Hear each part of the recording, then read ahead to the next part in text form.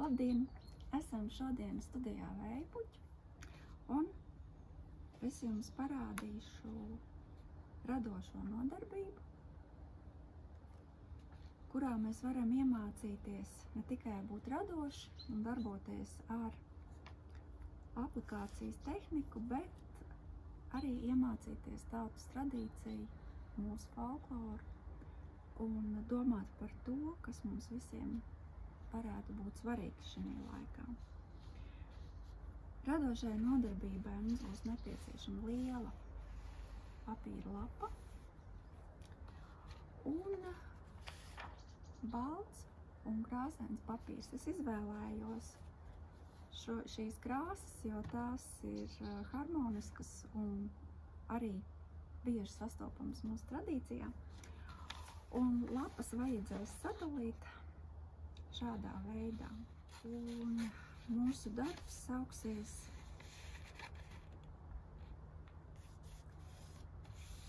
Svētais koks. Un kas tad īsti ir šis svētais koks? Par to mēs varam domāt. Bet ziņas par šo svēto koku ir mūsu pašu tautas dziesmā Sajāja Bramaņa augstajā kalnā. Jā.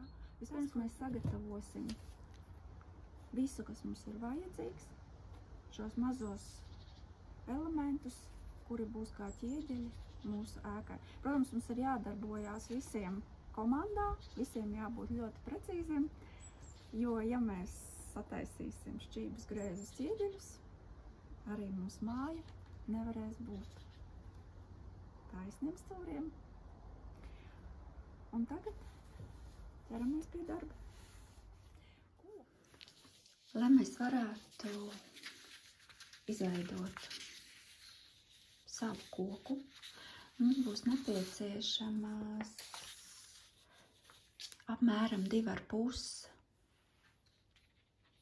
A4 izmēra baltas papīrlapas, apmēram 1,5 sarkana papīrlapa, liela A1 formāta papīra lapa, līmes zīmuļi, šķēres, lobsters,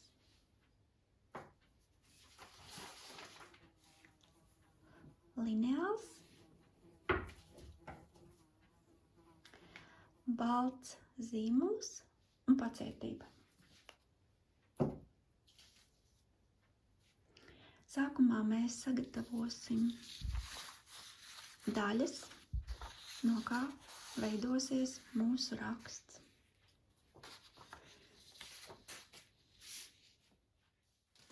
Tautas dziesma Sajāja Bramaņa augstajā kalnā ir ļoti sena.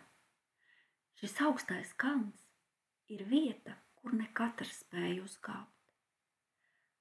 Un šie zobeni, kurus sakar svētajā kokā, nozīmē to, ka cilvēki ir gatavi nolikt pie malas aizvainojumu dusmas, lai vienotos kopā labam darbam. Tagad mēs esam ieguvuši pamatelementus, no kura veidosies stumbrs, zari, un savukārt sadalot šos pamatelementus uz pusēm, būs īsie pamatelementi. Šādi garie mums būs nepieciešami 11, bet šādi īsie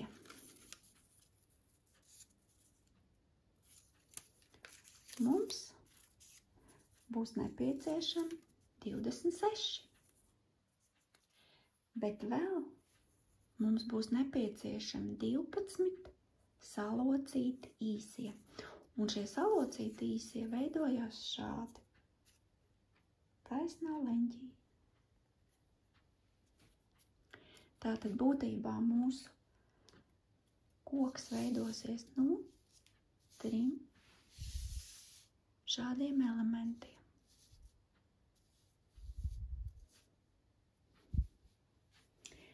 Un koka ogas savukārt veidosies no šī sarkanā papīra. Sadalot šo papīru mazākās daļās. Mūsu folklorā ir kāds skaitlis, kurš ir svarīgāks par visiem citiem, un tas ir 9. Un šajā dziesmā ir 9 zari, 9 ziedi un 9 ogas. Cik tas ir kopā? Un kas ir ļoti svarīgi, šādi tiek sagatavota 81 oga. Un kas ir svarīgi, katrai ogai galā vēl ir 9 ziedi. Un to mēs parādām šādi, iezīmējot 9 aplīšus katrā ogā. 1, 2, 3, 4, 5, 6, 7, 8 un 9. Tā. Tātad ogas. Tie ir mūsu pamatelementi, un lai uzbūvētu savu svēto koku, mums būs nepieciešams arhitekts, kurš māk novilkt līniju ar lineālu, kuram ir precīza acis. Mums būs nepieciešami tie, kuri māk izveidot detaļas un ir ļoti rūpīgi, lai būtu taisni leņķi, lai būtu precīzs garums. Mums būs nepieciešami celtnieki, plānotāji, kur māk visus elementus salikt, tā kā tiem ir jābūt.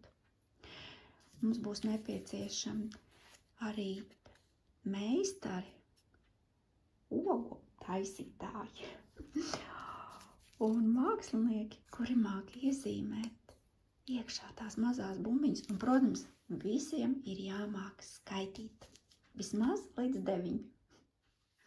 Sajāja brāmaņi to, tari to, raitaitā, raduridu, raitaitā, rotā. Augstājā kalnā to, tari to, raitaitā, raduridu, raitaitā, rotā. Sakāra zobenus to, tari to, raitaitā, raduridu, raitaitā, rotā. Svētājā kokā to, tari to, raitaitā, raduridu, raitaitā, rotā. Svētājam kokam to, tari to, raitaitā, raduridu, raitaitā, rotā.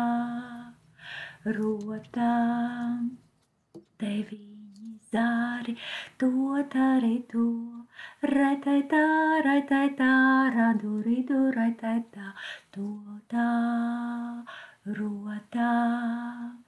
Ik zāra galai to, tari to, raitaitā, raduridu, raitaitā, rotā. 9 ziedi to, tari to, raitaitā, raduridu, raitaitā, rotā. Ik zieda galai to, tari to, raitaitā, raduridu, raitaitā, rotā. 9 ogas to, tari to, raitaitā, raduridu, raitaitā, rotā.